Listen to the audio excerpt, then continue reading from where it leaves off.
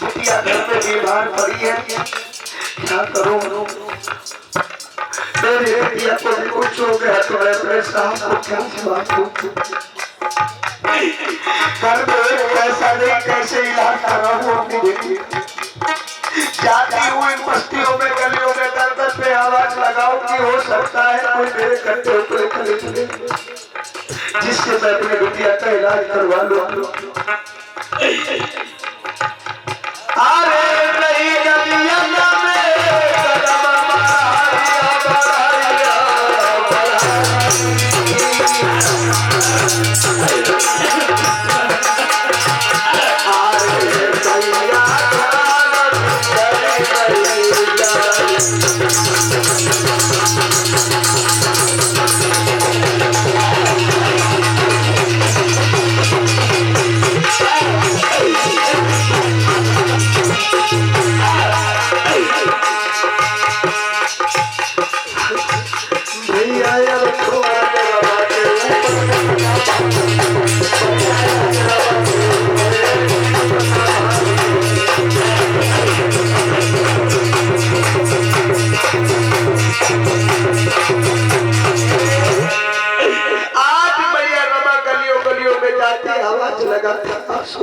रोती है लगती है कैसे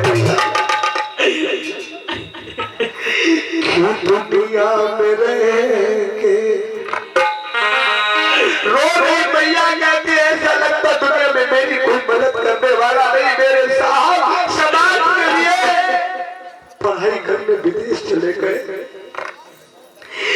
दुनिया में रह के लगता है कोई नहीं है मेरा,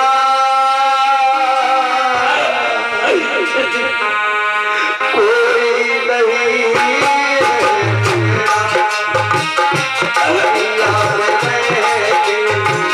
लगता है ऐसा कोई नहीं है मेरा।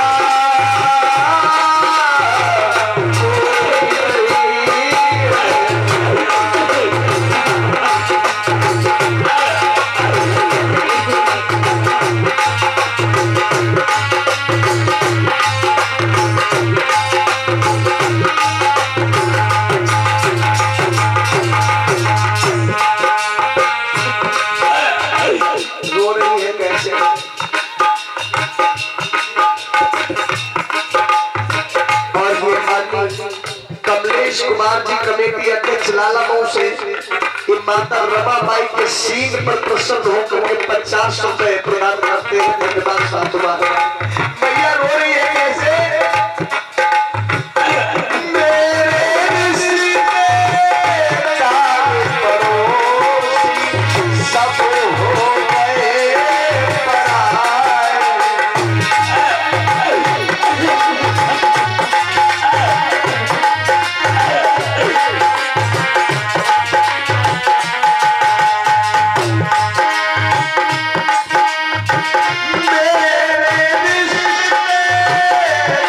सारे पड़ोसी समूह गए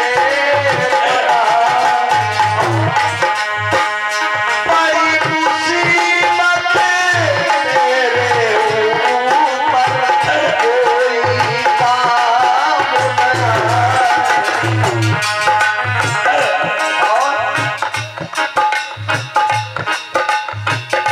जब देखी सुकून की अबला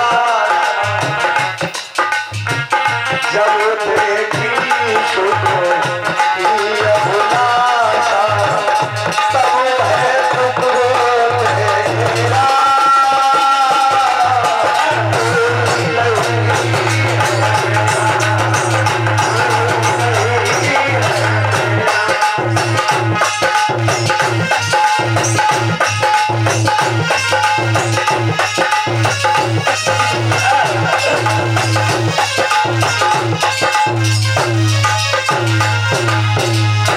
इसी बीच में इस शीत पर प्रसन्न होकर के ये माननी सुमनेश मौर्य जी लालामऊ से ये 50 रुपए ये माता रमाबाई के शीत पर प्रसन्न होकर के ये सुमनेश मौर्य जी की तरफ से 50 रुपए प्रदान हुए हैं। बहुत बहुत साधुवाद। जय मंगल हो, जय मंगल हो।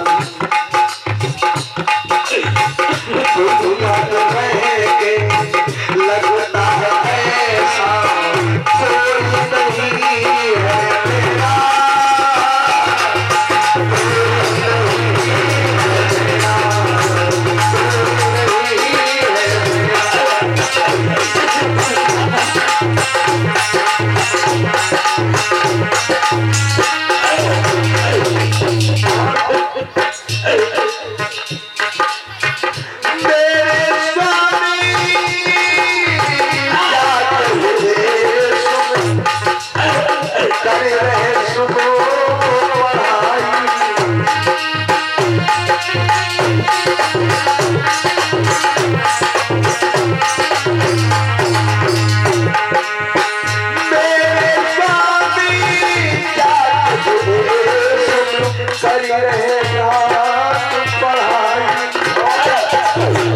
अपने समाज के हक के खातिर लड़ना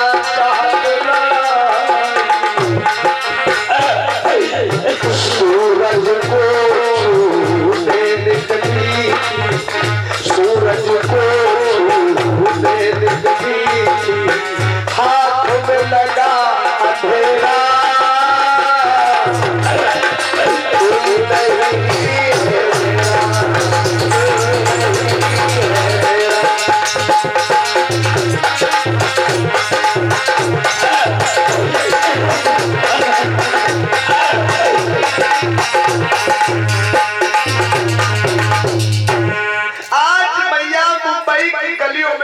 में आवाज लगाती आंखों से आंसू बहाती है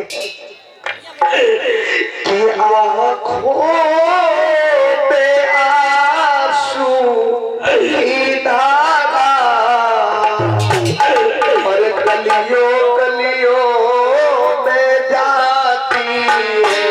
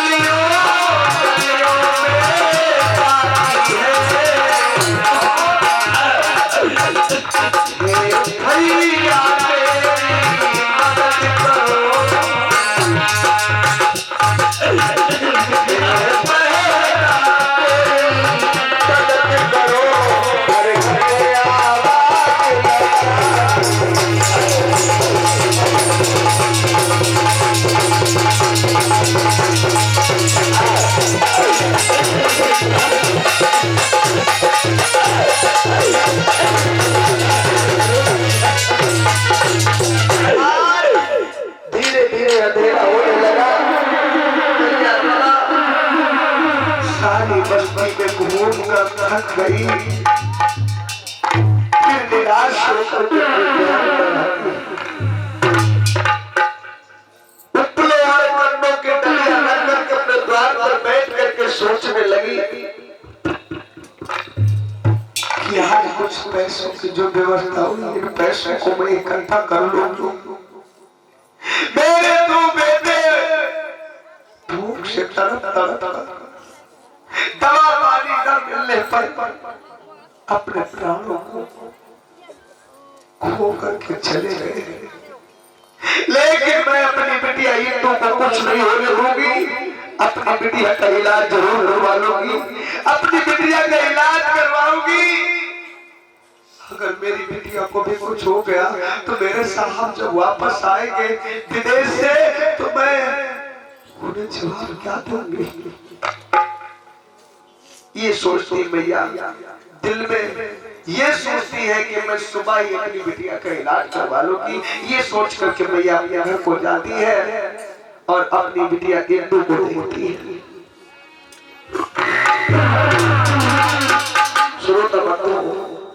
ऐसा दुख पड़ा है रमा के ऊपर, लेकिन बाबा साहब को नहीं पड़ा है। आज के समय में माताओं बहनों, किसी का पति समाज की लड़ाई लड़ता हो, अगर घर में नमक ना हो तो माताएं बहनें जहर खा लेंगी, फांसी लगा लेंगी, लड़ाई करेंगी, झगड़ा करेंगे कि तुम समाज सेवा करते हो। हम दुख नहीं सहेंगे, हम पुराने कपड़ा नहीं पहनेंगे, हम नमक रोटी नहीं खाएंगे। लेकिन धन्य है वो माँ जिसके घर में नमक रोटी भी नहीं है, लेकिन उसके पति विदेश में समाज के लिए पढ़ाई कर रहे हैं। अगर बाबा साहब चाहते तो कोई काम कर सकते थे, दुख खत्म हो सकता था, लेकिन बाबा साहब ने अपने लिए नहीं सोचा, हमारे समाज के लिए सोचा। आज मैया धीरे धीरे किसी प्रकार से रात व्यतीत होती है, सुबह होती है। मैया के अंदर दिल में कुछ साहस था कि आज मैं अपनी बिटिया का इलाज करवाऊंगी। और मैया बैठी सुबह सवेरे सोच रही है अपने द्वार पर कि मैं अपनी बिटिया का इलाज कराने के लिए जाऊंगी, पर अपनी बिटिया को मैं कुछ नहीं होने दूंगी। मैया सोच रही है बैठी बैठी।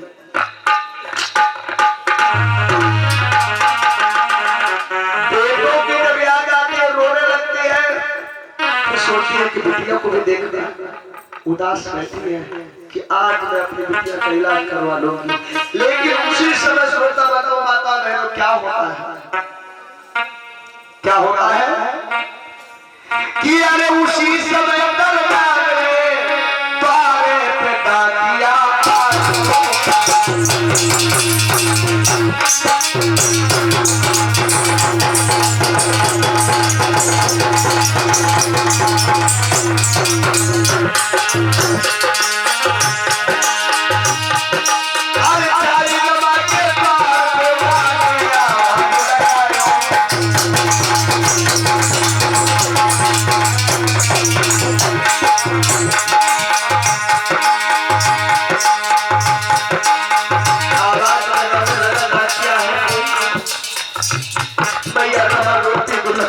निकल करके आए, लगी भैया कौन हो? डाकिया कहने लगा मैं डाकिया हूँ, पोस्टमैन हो, तुम्हारे नाम की चिट्ठी आई है। लो तुम्हारे नाम की चिट्ठी है। रमा को हाथ में चिट्ठी देता है, रमा अपने हाथों में चिट्ठी ले लेती है। फिर सोचने लगी मैं तो पढ़ी लिखी नहीं हूँ। डाकिया से कहने लगी भैया जरा पढ़ करके सुना दो उसमें क्या लिखा है। आज डाकिया पढ़ करके कहने लगा बहन सुनो, इसमें लिखा है कि मेरी प्यारी रमा, मेरे ऊपर बहुत मुसीबतों का पहाड़ टूट पड़ा है। हो गए तो जल्द से जल्द कुछ पैसों की व्यवस्था कर दो। अगर पैसों की व्यवस्था नहीं हुई तो मेरी पढ़ाई छूट जाएगी, मेरा सपना अधूरा रह जाएगा, मैं अपने समाज को कभी हक और अधिकार नहीं दे पाऊंगी। जो ही इतना कहा है भैया ने चिट्ठी ले ली, डाकिया चला जाता है। भैया अपने आप को संभाल नहीं पाई।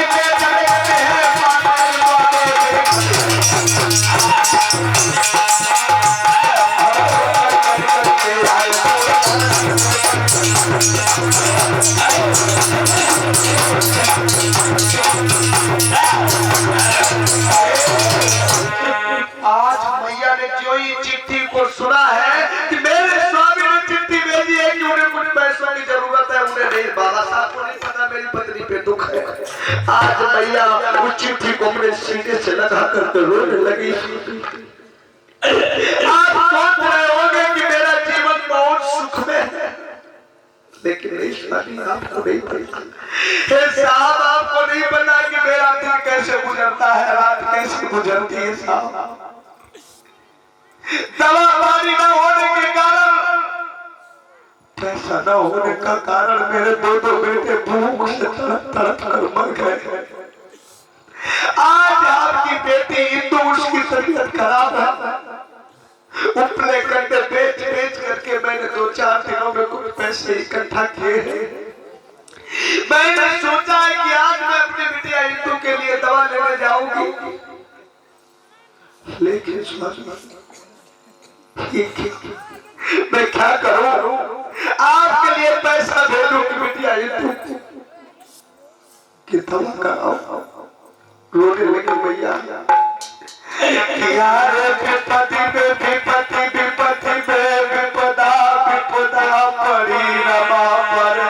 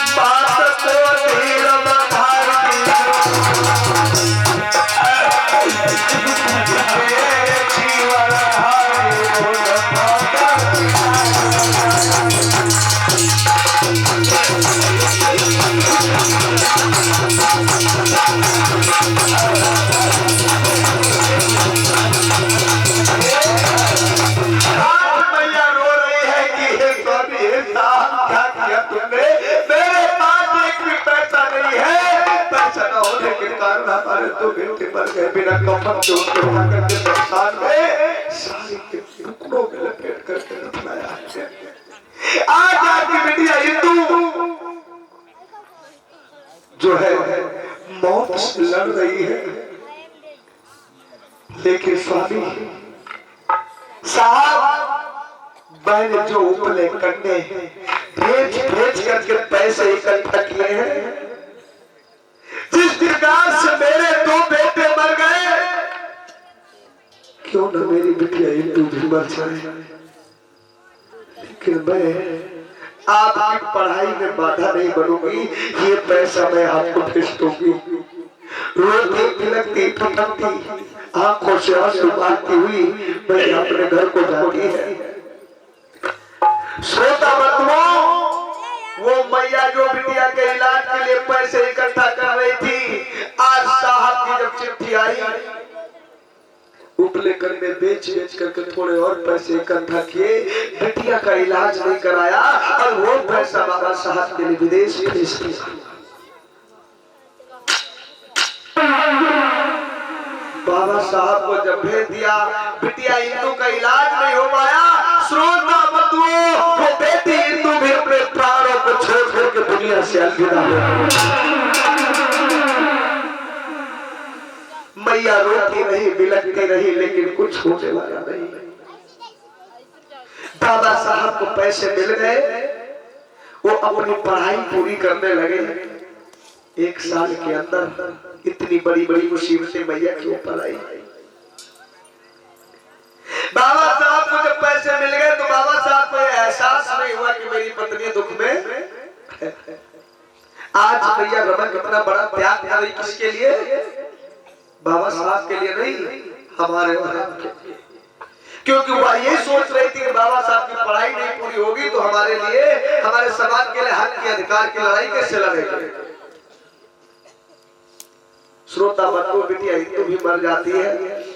कुछ समय जब व्यतीत होता है, जो मैया गर्भवती थी तो मैया की कोख से एक पुत्र का जन्म होता है। एक पुत्र का जन्म होता है तो मैया बाबा साहब के लिए चिट्ठी भेजती है, संदेश लिखती है कि पुत्र का जन्म हुआ है। लेकिन चिट्ठी में वो नहीं लिखा कि एक बेटी और 2 बेटे मर गए, मैं दुखी हूँ, घर में खाने को नहीं, ये कुछ नहीं लिखा। खुशी की बात लिखी। जब बाबा साहब को वो चिट्ठी प्राप्त हुई, उसमें ये भी लिखा था कि साहब इस बेटे का नाम क्या रखे। तब बाबा साहब ने जवाब में एक चिट्ठी लिखी थी, संदेश भेजा था। उसमें लिखा था कि मेरा बेटा जो है ये जब बड़ा होगा तब मैं इसे राजा बनाऊंगा, मैं इस बेटे को राजा बनाऊंगा और अपने राजा का बेटा, जो अपने राजा बेटा का नाम मैं राजरतन रखता हूँ। और बाबा साहब ने उस बेटे का नाम रखा था राजा। बाबा साहब पढ़ाई पूरी करने लगे। धीरे धीरे समय बीत गया, बाबा साहब की पढ़ाई पूरी हो गई। बाबा साहब को विदेश से अपने देश में आने का मौका मिला। आज बाबा साहब बहुत खुश है। क्या सोच रहे हैं कि अब मैं अपने घर जाऊंगा, अपने बच्चों से मिलूंगा। मैं जब आया था 4 बच्चे थे, 3 बेटा और 1 बेटी, और 1 बेटे का जन्म हुआ जो राजनगर। 5 बच्चे हो गए, 4 बेटे 1 बेटी। अब मैं जाऊंगा, इतने दिनों के बाद जा रहा हूँ। हमारे बच्चे कितना खुश होंगे, मेरी पत्नी कितना खुश होगी, मेरी बिटिया कितना खुश होगी, और मेरे बेटे भी बहुत पसंद होंगे। बहुत अच्छा लगेगा जब हम घर पहुंचेंगे। लेकिन बाबा साहब को नहीं पता कि मेरी बिटिया और मेरे बेटे इस दुनिया में नहीं है। बाबा साहब नहीं बड़ी पसंद हुए, वहां से चल देते हैं। दूसरे दिन प्रातः काल सुबह मुंबई पहुंचाते हैं। उस समय भैया रमा जो है मुंबई में ही रहती है। बाबा साहब मुंबई पहुंचाते हैं, मैया द्वार पे बैठी है। सुबह का समय है। जब इतना बड़ा दुख होना किसी माँ पे हो, किसी बहन पे हो, उसे याद आती है कब? जब वो सो करके जगती है तो सबसे पहले बच्चों की याद आती है। और जब बच्चों की याद आती है तो उस बेटे की याद आती है, 2 बेटों की याद आती है जो इस दुनिया में नहीं है। और ये सोचती है कि मेरे साहब आएंगे तो पूछेंगे, पूरे जवाब दूं। ये सोच करके मैया रोती रहती है। श्रोता बंधु, बाबा साहब चले हैं वहां से और इधर मैया रमा द्वार पे बैठी है, सोच रही है अपने बेटी और बेटों के बारे में, सोच रही है, रो रही है, बिलख रही है। तब तक क्या देखा सामने से, सामने जब नजर दौड़ाई तो क्या देखा है रमा ने कि रमा के साहब आ रहे हैं। रमा मन में सोचने लगी, मैं अपने साहब को क्या जवाब दूंगी। आज बाबा साहब जो ही रमा के निकट पहुंचे हैं तो रमा रो रही थी, उसके आंखों में आंसू थे। रमा ने घूंघट से अपने चेहरे को ढक लिया ताकि बाबा साहब चरणों में सर झुका करके प्रणाम किया और बना करके आवाज जो है, आवाज बना करके कहने लगे, साहब आप आ गए लेकिन आपने कोई संदेश भी नहीं भेजा कि हमारे वाले। बाबा साहब कहने लगे, हमें घर आ रहा था, हम सोचे कि हम तुमको सरप्राइज देंगे, हम आ गए। रमा में क्या देख रहा हूं कि आज तक जब तुम मिलती थी मुझसे तो मुस्कुरा के मिलती थी, आज तुमने जो ही मुझे देखा, मुस्कुराना तो दूर, तुम अपना चेहरा, तुमने अपना चेहरा घूंघट से ढक लिया, क्या बात है रमा? कुछ नहीं है सर। आज रमा कहने लगी, साहब कुछ नहीं। तभी आवाज धीरे से बोली, साहब कुछ नहीं, जब आप चले गए तो मैंने कुछ शर्म लिहाज इज्जत सीख ली है, इसलिए आपको देख करके शर्म लगी मैंने, इसलिए सर का लिया। बाबा साहब से ये नहीं कहा कि मैंने अपने आंसू छिपा। बाबा साहब कहने लगे, अकेली द्वार पे बैठी मेरी बेटी कहाँ है, मेरे बेटे कहाँ है, मेरे बच्चे नहीं दिख रहे हैं। रमा कहने लगी, साहब आप अभी आए, अब आए हैं आप, अब रुकेंगे तो बेटी भी मिलेगी, बेटा भी मिलेगा। रमा ने फिर भी ये नहीं बताया कि बेटी इस दुनिया में नहीं है। क्यों नहीं बताया? क्योंकि मेरे साथ इतने दिनों के बाद में आए हैं, अगर आते ही आते उनको अपनी साहब हमारे दुखी हो जाएगा। धन्य है वो भैया। बाबा साहब कहने लगे, रमा तुम्हारी आवाज में कोई परिवर्तन लग रहा है, क्या बात है? कुछ नहीं है सर। आप बहुत दिनों के बाद आए हैं इसलिए। बाबा साहब ने कहा, नहीं तुम अपना चेहरा क्यों नहीं दिखा रही हो? बाबा साहब ने रमा का घूंघट उठाया अपने हाथों से, देखा कि आंखों में आंसू, रमा अपने शरीर को पत्थर बना के खड़ी है। बाबा साहब कह रहे हैं, रमा तो बोल नहीं रही है, तेरे आंखों से आंसू बह रहे हैं, क्या बात है? रमा फिर बात बना के बोली, श्रोता बंधु क्या बोली कि साहब आप बहुत दिनों के बाद आए हैं, इसलिए मैं बहुत खुश हूँ, बहुत खुश हूँ। इतना खुश हूँ कि खुशी के मारे हमारी आंखों से आंसू निकल आए। ये आंसू खुशी के अभी भी नहीं बताया कि आप बहुत दिनों के बाद आए हैं। मैं इतना खुश हूँ आपसे मिलकर, इतना खुश हूँ कि खुशी में आंखों से आंसू चला गया। बाबा साहब ने कहा, नहीं तो कुछ छिपा नहीं है, ये खुशी के आंसू नहीं है, तेरे चेहरे को देख के लगता है तो खुश नहीं है। रमा कह रही, नहीं साहब कुछ नहीं, मैं खुश हूँ साहब, कुछ नहीं, कुछ नहीं। बाबा साहब कह रहे, नहीं क्या हुआ बताओ रमा। कुछ नहीं हुआ साहब। बाबा साहब रमा का हाथ पकड़ा, अपने सर पे रख लिया, कहने लगे, रमा तुझे मेरे सर की कसम, तुझे मेरे सर की कसम रमा, सच बता क्या हुआ, क्यों हो रही है? रमा अपने आप को संभाल नहीं पाई,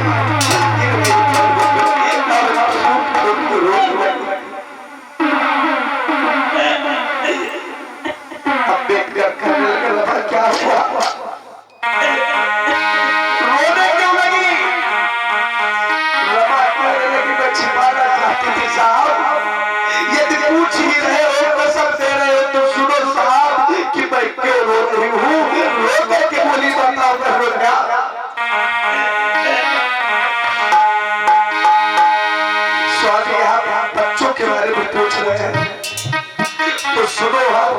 कहा है और क्या बोली है कि साहब मेरे दो बेटे और बिटिया स्वर्ग सीधा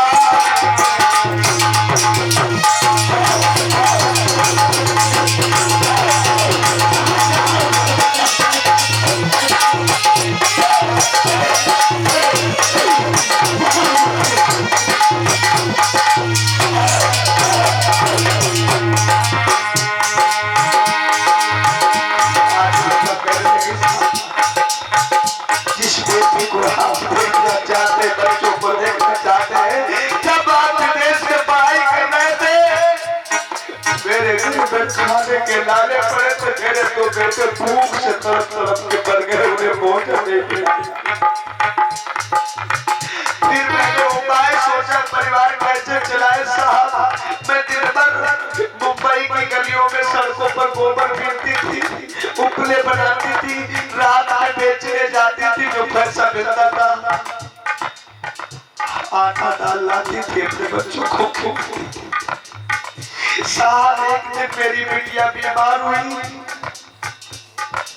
उसके इलाज के लिए पैसे नहीं थे मेरे पास, एक एक पैसा जोड़ रही थी। जिस दिन मैंने सोचा था कि बिटिया का इलाज करवाऊंगी, उसी दिन साहब आपकी चिट्ठी आ गई। मैंने जो पैसे इकट्ठा किए थे आपको मैंने भेज दिए, बिटिया भी मर गई।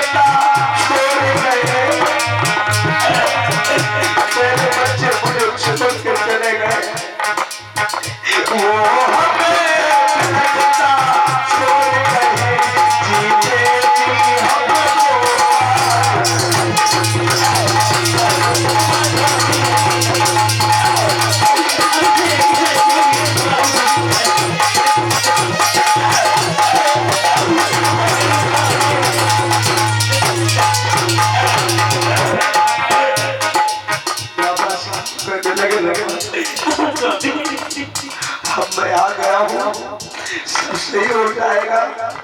इतना इतना दुख पड़ा, लेकिन तूने फिर भी मेरे लिए कोई चिट्ठी नहीं लिखी। अरे एक सूचना तो करती, मैं विदेश से तुरंत वापस आ जाता। रमा कहने लगी साहब यही मैं नहीं चाहती थी, अगर आप विदेश से अपनी पढ़ाई छोड़ के वापस आ जाते तो मेरे दबे कुचले समाज को अधिकार कौन दिलाता? अगर आप आ जाते तो मेरे समाज को यह अधिकार कौन दिलाता था? इनका मसला, इनका भगवान कौन है दुनिया में? कोई नहीं सुनने वाला, एक आप ही हो जो सोचे हो कि अपने समाज को हाथ बुलाएगा। कोई बात नहीं स्वामी, मेरे तीन बच्चे मर गए, कोई बात नहीं, लेकिन फिर भी मेरे समाज को हक अधिकार मिल जाए, मुझे प्रसन्नता हो।